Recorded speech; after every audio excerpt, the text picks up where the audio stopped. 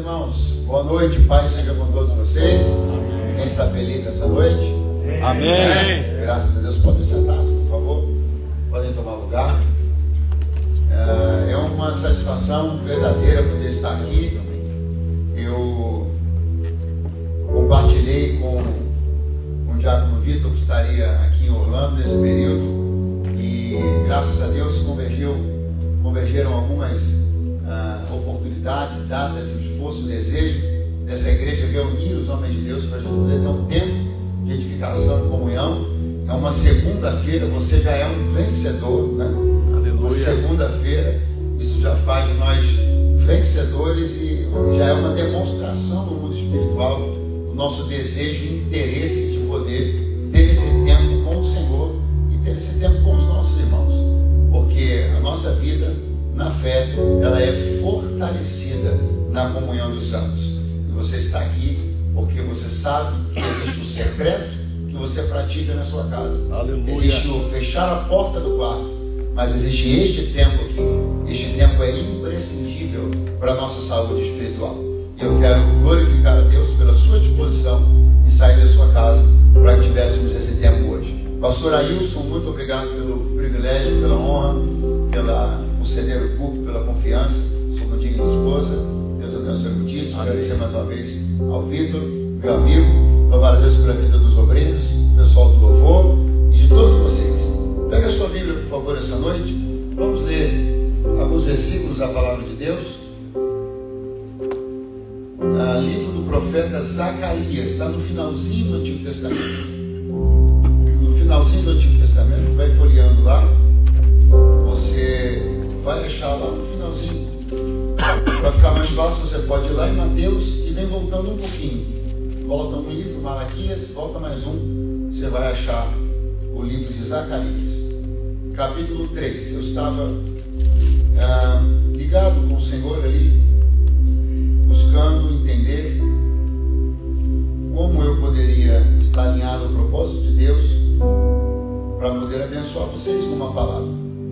E o Senhor trouxe, aqueceu no meu coração esta mensagem bíblica, e eu tenho certeza que o Senhor tem coisas importantes a tratar conosco. Amém, eu creio. Capítulo 3, livro de Zacarias, assim, ele mostrou o sumo sacerdote Josué, o qual estava diante do anjo do Senhor, e Satanás estava à sua mão direita para se lhe opor.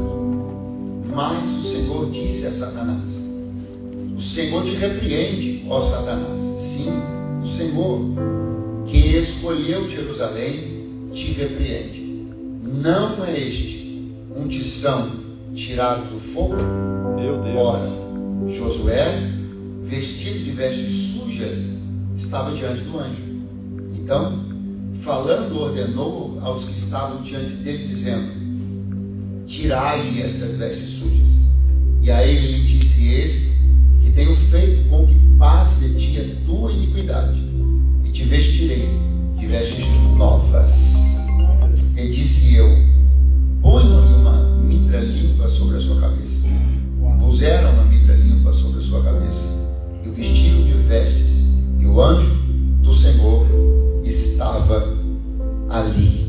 Quantos podem dizer amém? Amém. Quantos podem dizer graças a Deus? Graças a Deus.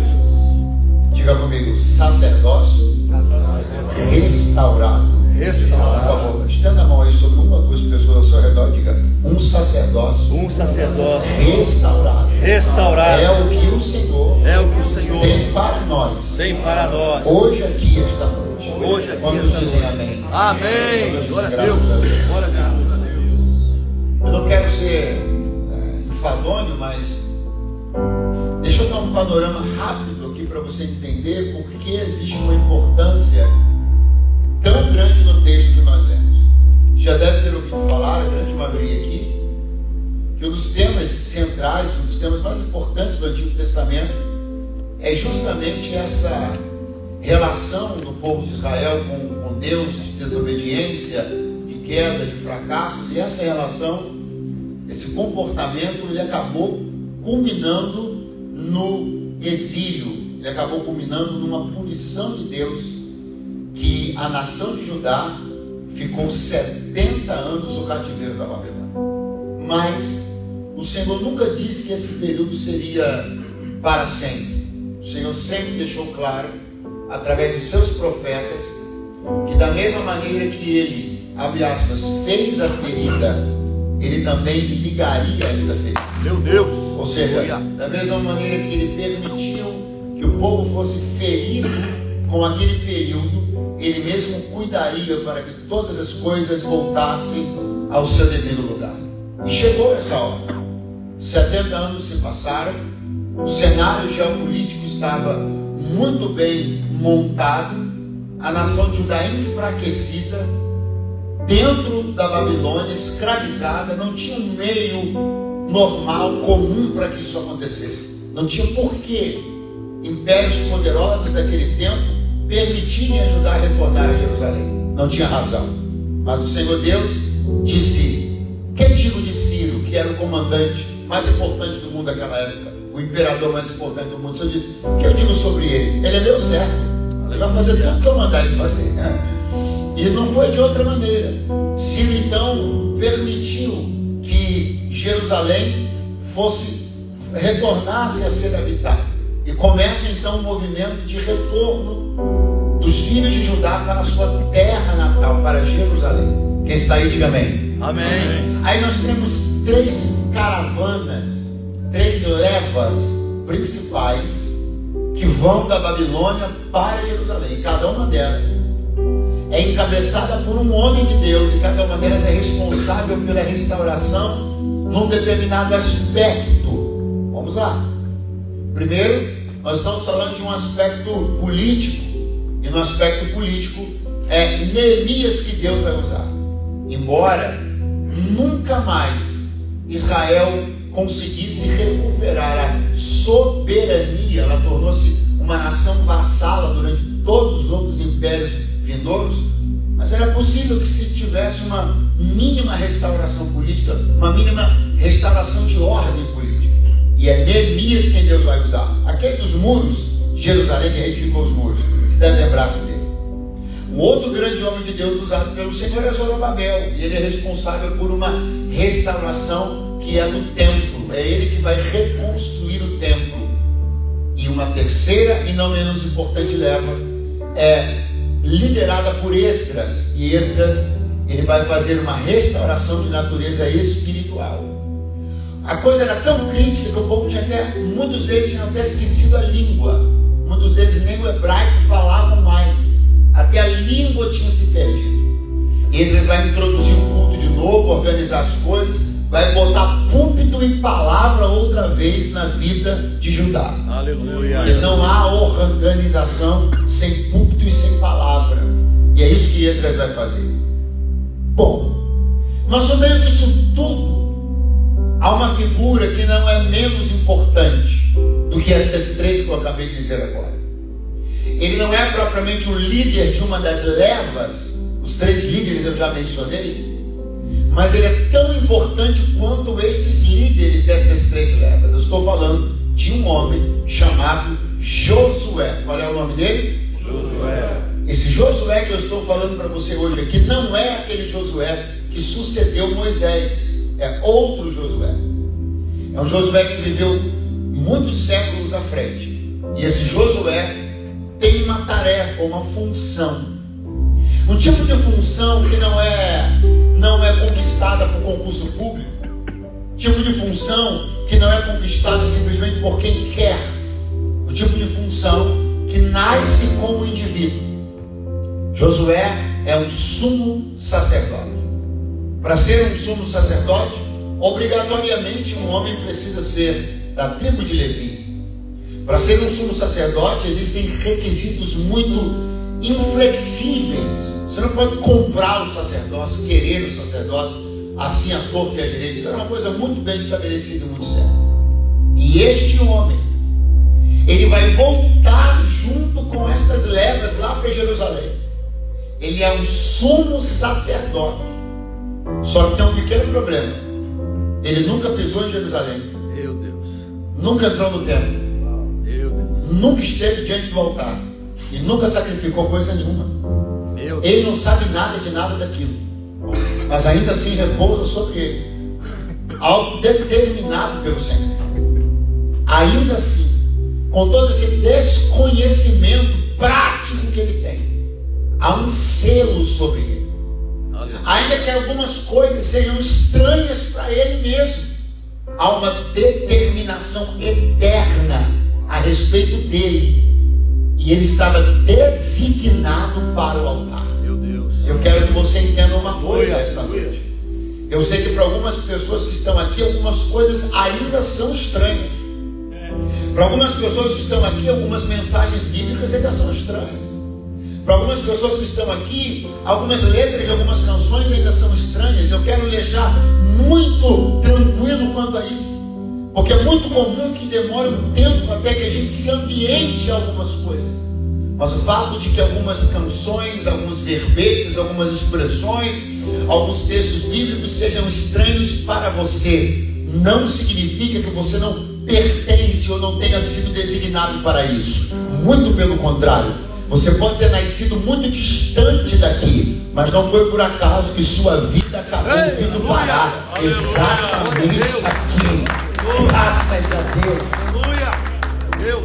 Mas ele não conhecia nada, mas Deus ia apresentar para ele tudo. O que você precisa entender é que quando nós estamos distantes de algo, não conhecemos algo, não tem ninguém melhor para nos apresentar isso do que aquele que criou todas essas coisas. Aleluia. Eu cheguei logo aqui, logo que eu cheguei, foi aqui o Vitor, o pastor, abriram a porta.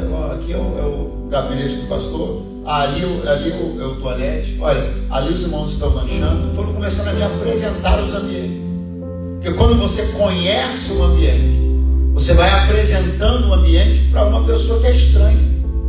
Quando nós começamos a ser introduzidos às coisas do Senhor, é Ele mesmo que se encarrega de começar a nos apresentar tudo que é estranho para nós, mas que vai começar a ser familiar para nós. Eu quero profetizar sobre a sua vida. Você vai se tornar cada vez mais íntimo e familiar das coisas de Deus. Não se assuste. Você pode ainda estar achando algumas coisas estranhas, mas eu lhe garanto, já já você terá tanta proximidade e intimidade com as coisas de Deus, que vai parecer que você nasceu dentro da igreja. Amém por isso. Glória a Jesus. Deus. Glória a Deus. Por quê? Porque na verdade tudo isso está semeado em você desde a eternidade. Porque você pode ter um dia em que você entrou na igreja pela primeira vez, mas na verdade o céu está semeado em você desde a eternidade. Glória a Deus. Na verdade, a eleição suprema e soberana do Senhor está semeada no seu coração desde a eternidade. Você é um eleito de Deus. Quantos eleitos nós temos aqui esta noite? Então escute. De repente alguém vai dizer: olha, personagem central dessa história toda que o inimigo tem que combater é Neemias. E realmente o inimigo combateu muito Neemias.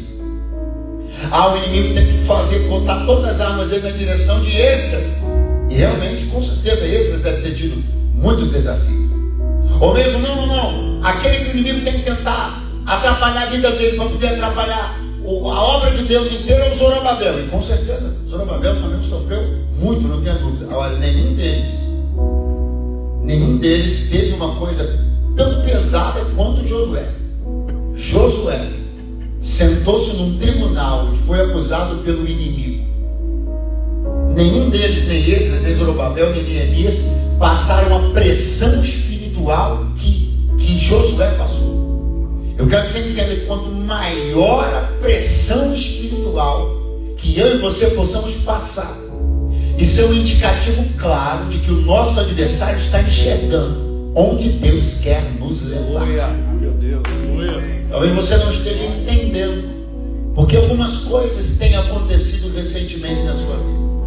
Porque você tem se sentido pressionado, acuado, não tem dormido bem, não tem conseguido fazer as coisas que você sempre fez.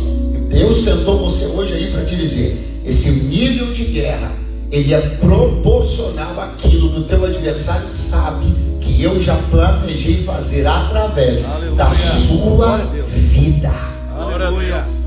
O Senhor então pega um profeta, Zacarias, e abre as cortinas do mundo espiritual e faz Zacarias, numa visão, enxergar aquilo que no mundo espiritual estava acontecendo, envolvendo o sacerdote, o sumo sacerdote Josué, e a franca ameaça do adversário contra ele. Mas por que contra ele? Porque ele é um sacerdote.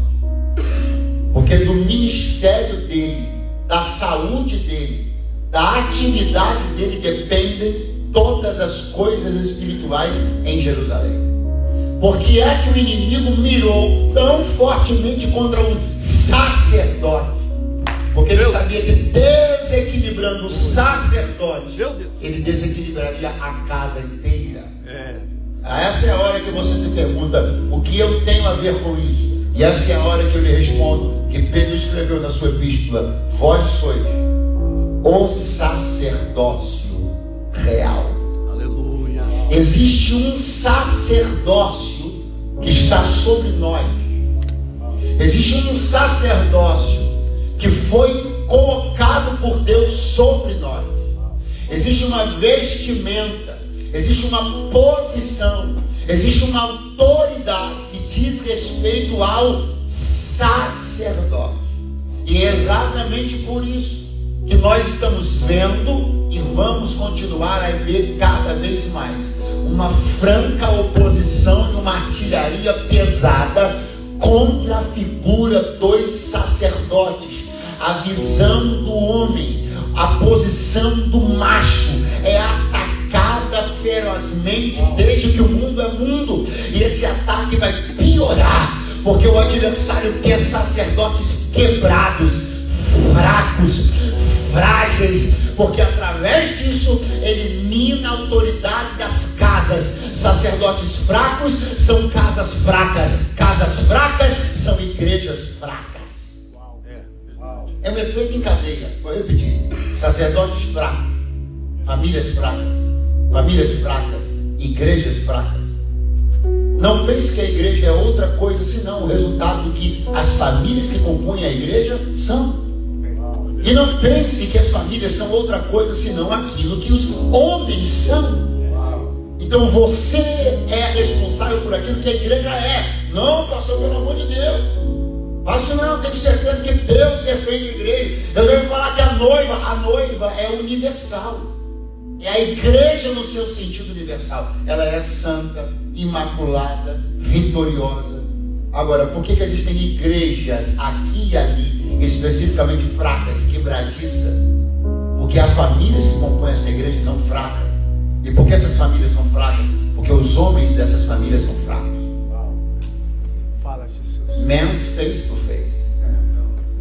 Vocês que escolheram o termo, não foi eu não. Eu quero que você compreenda que essas coisas vão continuar. Elas não vão continuar abaixando, se suavizando. Não, elas vão continuar ficando cada vez piores.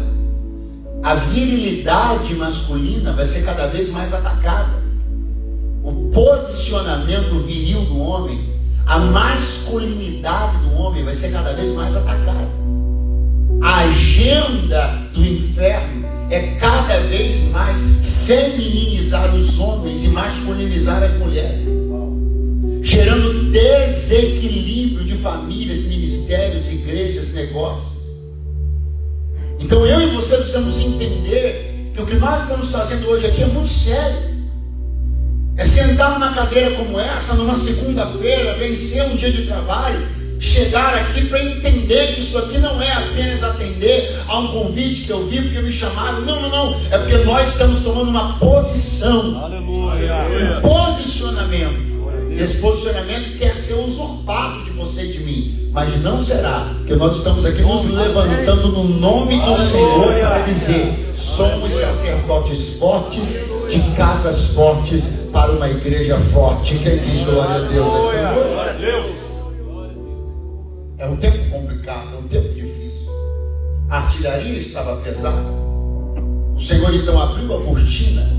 Zacarias enxergou no mundo espiritual que a coisa estava séria. O Senhor mostrou para ele um tribunal. E quando ele olhou o tribunal, ele viu que na direção da mão direita do Senhor estava Satanás. A direção da mão direita no tribunal judaico é onde fica a acusação. na direção da mão direita do juiz estava Satanás, na visão de Zacarias.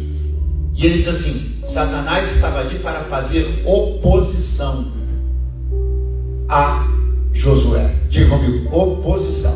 Oposição. Então o inimigo não vai fazer harmonização, o inimigo não vai fazer compactuação, o inimigo não vai fazer aliança, o inimigo não vai ser bonzinho, o inimigo não vai ser cortês, o inimigo está para fazer oposição. Para fazer o quê? Oposição. Então não é para fazer acordo, não é para fazer aliança, não é para ser bonzinho, é para fazer oposição. Pastor, eu não quero ter um inimigo. Não é sobre você querer, ele já é seu inimigo e acabou. Não, eu prefiro nem pensar nisso, que me dá calafrio. Então, lamento. Agora a realidade bíblica é que eu e você temos um opositor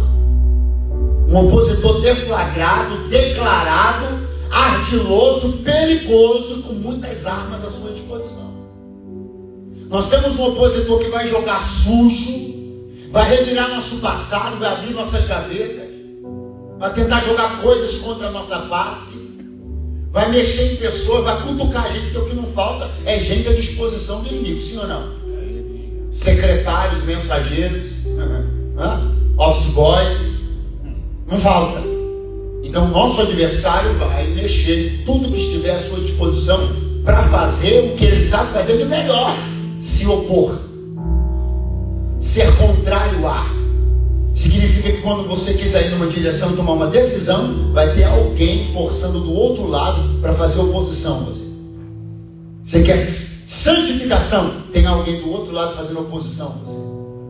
Você quer a correção das coisas da sua casa, tem alguém do outro lado fazendo oposição a você. Você quer a saúde financeira da sua família, tem alguém do outro lado fazendo oposição a você. Não se engane. Toda vez que você puxar a corda de um lado, vai ter alguém querendo puxar para o outro. É isso que a Bíblia aponta. Alguém cujo ofício é ser opositor. Então, ou eu, como salvo, entendo essa realidade, admito essa realidade e me armo espiritualmente, busco a Deus e compreendo a minha posição dentro disso, ou eu vou continuar querendo imaginar que o inimigo não existe, o inferno não existe, o demônio não existe, tudo isso é uma questão folclórica que a igreja inventou para poder entreter os crentes, ou melhor, para poder amedrontar os crentes.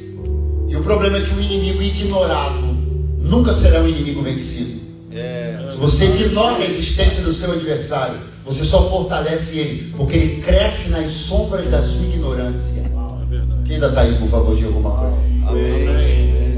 Então ele está sendo exposto. Avisa o teu vizinho assim, ó: o nosso opositor. Horrível, vai de novo. O nosso opositor está sendo exposto essa noite. Eu sei que eu tenho um adversário.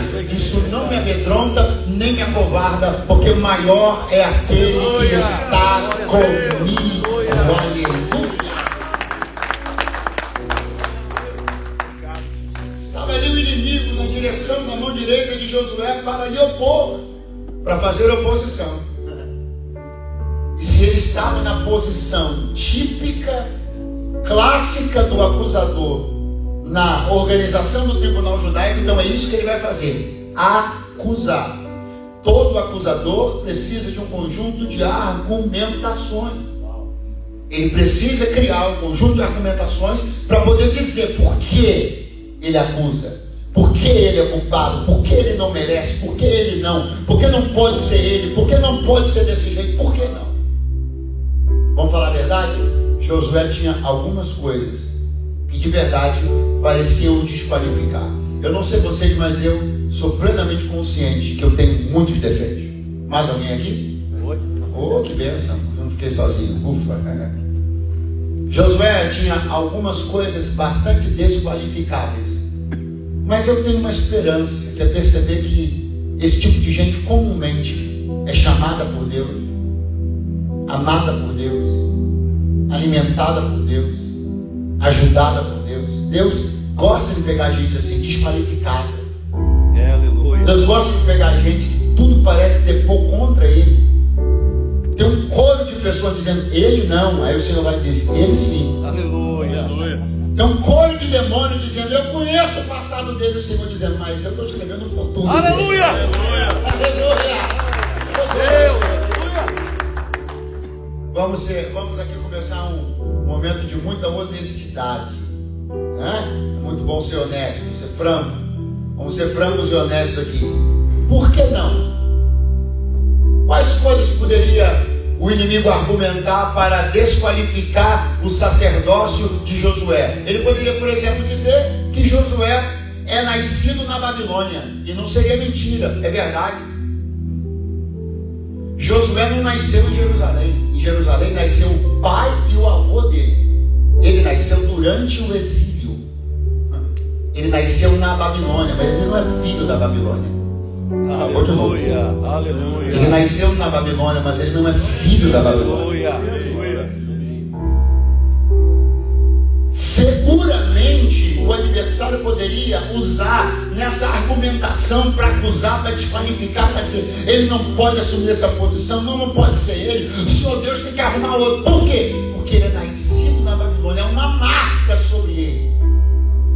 Há algo na certidão de nascimento dele que desqualifica ele. Além de ser nascido na Babilônia, ele ainda traz consigo uma carga pesada. Escute, olha para mim. Vamos falar um pouquinho de passado? Se Josué assume o sacerdote, significa que o pai dele também foi. Significa que o avô dele também foi. Ok? Deixa eu te falar como é que o avô dele morreu. Sabe como é que o avô dele morreu? Na invasão da Babilônia. Quando a Babilônia entrou em Jerusalém, a Babilônia matou o sumo sacerdote daquele tempo, que era o avô de Josué. Então ele olha para trás, para 2 gerações para trás, ele vê um avô assassinado pelos adversários na Terra Santa. Quer saber o que aconteceu com o pai dele? Morreu dentro do exílio. O pai dele não foi assassinado como o avô, mas o pai dele morreu dentro do exílio sem ver Jerusalém de novo. Meu Deus. Existe uma carga de derrota quando Josué olha para trás. Eu sei que eu estou falando com algumas pessoas aqui. Aleluia. Que se elas olharem para trás, elas vão enxergar algumas coisas que vão te motivar.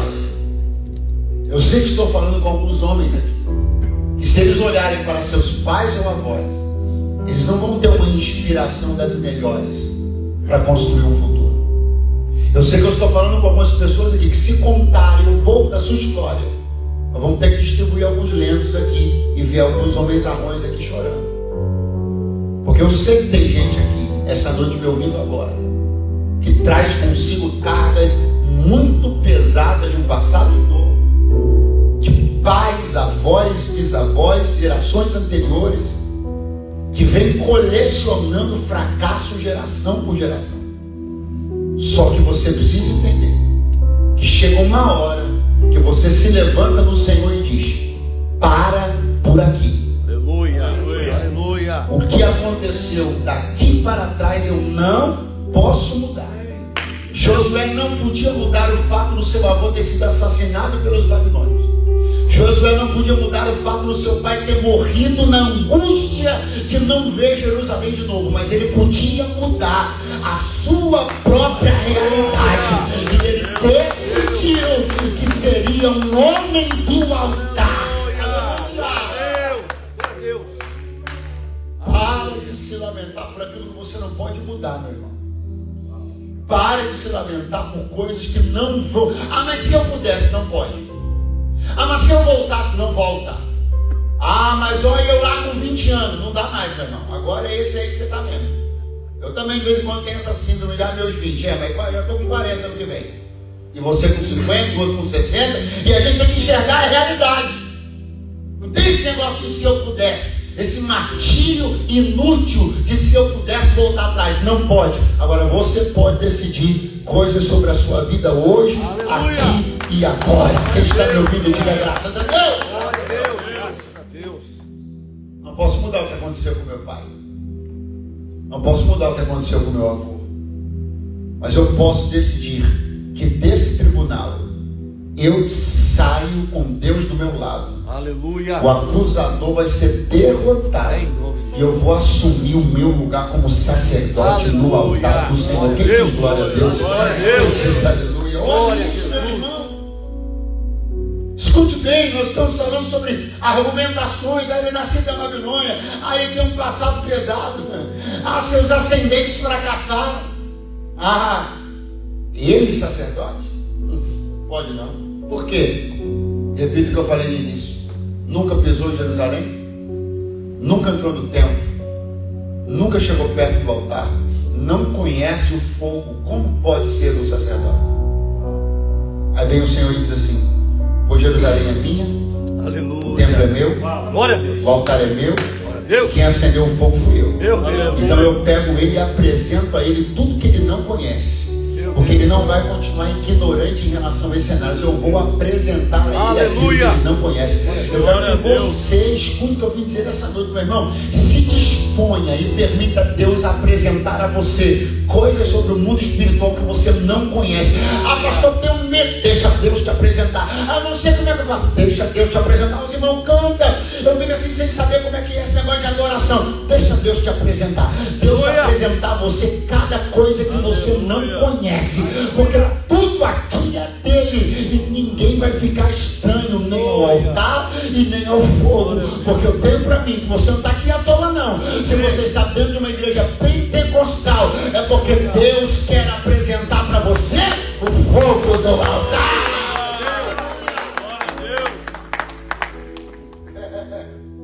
Eu vou apresentar a você o fogo do altar, José. Você não será mais alguém estranho a estas coisas. Ele está com vestes sujas.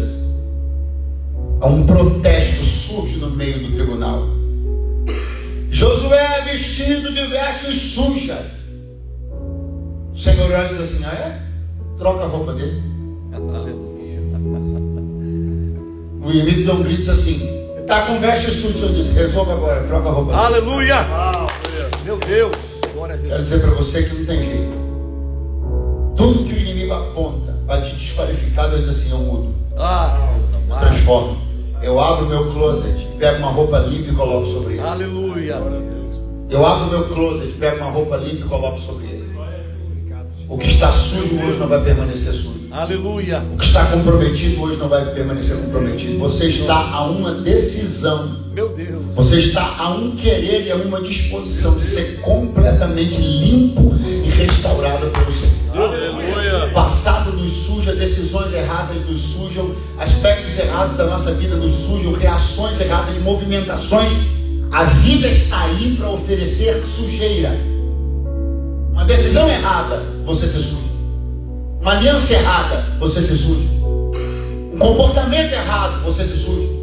Um dinheiro errado, você se suja. Um relacionamento errado, você se suja. Um olhar errado, você se suja. E o Senhor está dizendo: para todas as suas sujeiras, eu tenho uma veste nova. Aleluia. Eu tenho uma veste limpa. Deus. Eu só preciso que você decida que o que era sujeira hoje não voltará a ser sujeira amanhã.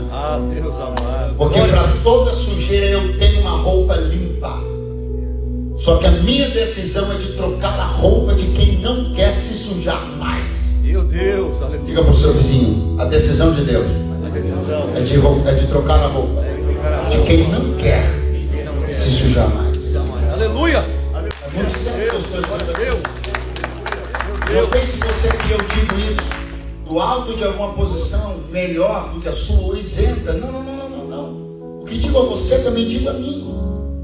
Antes de eu pregar a você, prego também a mim. Que nós tenhamos o comprometimento de viver uma vida limpa, dinheiro limpo, negócios limpos, relacionamentos limpos, coração limpo, ouvidos limpos, olhos limpos, coração limpo, glória a Deus. Mãos limpas, glória a Deus. Pés limpos, limpeza, clareza, alvo mais do que a neve. O projeto de Deus é de santificação, clareza, brancura, santidade. Ou alguém pode levantar as mãos? Santidade, ó Senhor, convém a tua casa para todo o sempre. Mãos santas erguidas, diz o apóstolo Paulo. É isso que eu estou profetizando: homens com mãos santas erguidas, e que quando eles abrirem a boca, o céu vai se abrir.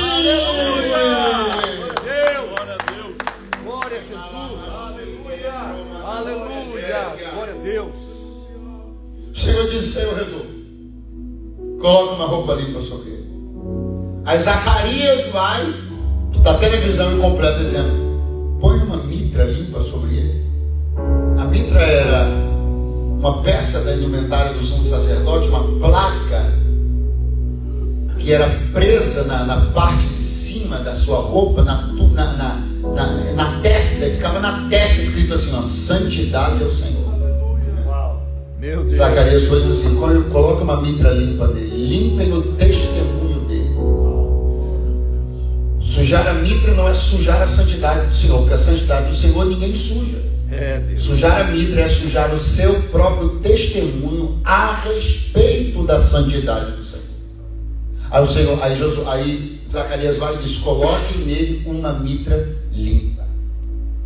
Aí quando o adversário vai esboçar, falar mais alguma coisa, e vem uma parte que eu acho maravilhosa.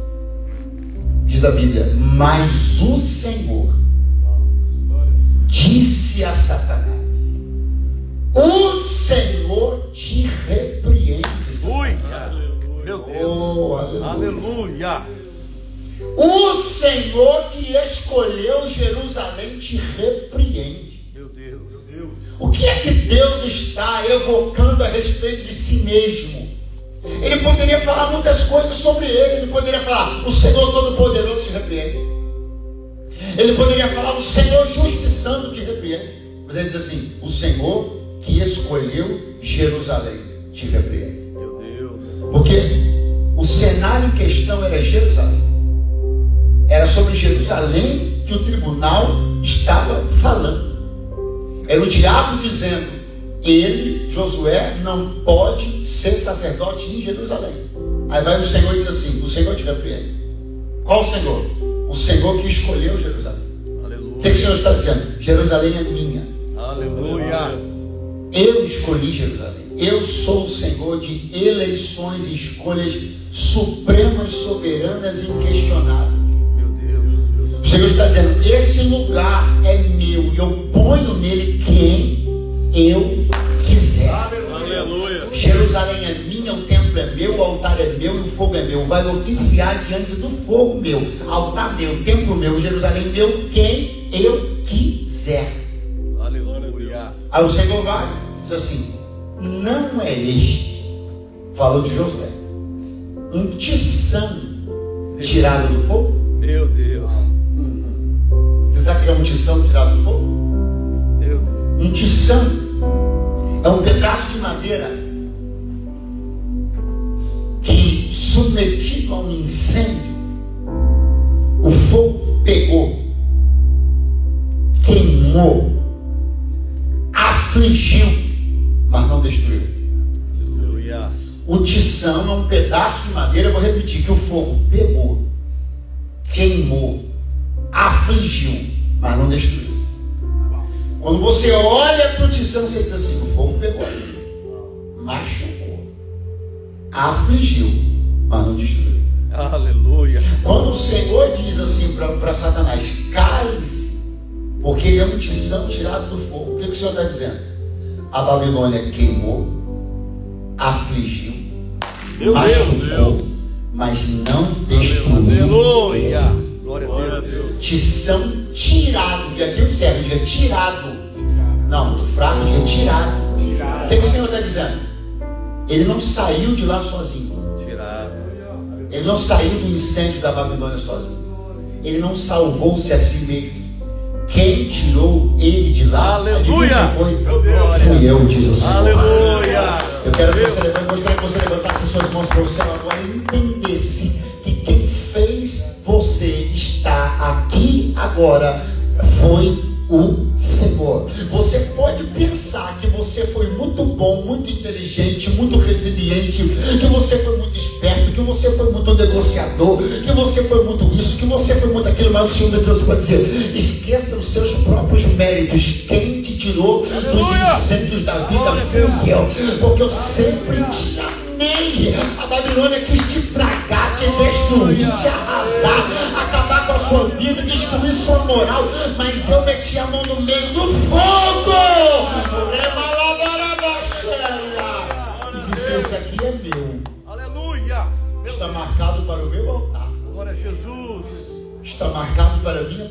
Se o fogo não vai destruir ele, alguém vai olhar para ele e vai ver marcas daquilo que ele passou. Mas vai ter que dizer que ele sobrevive. Aleluia. Porque a minha mão foi forte sobre ele. Olha para alguém do seu lado e diga assim: eu estou vendo as marcas aí. Porque se você olhar bem os teus olhos, o fogo pegou aí.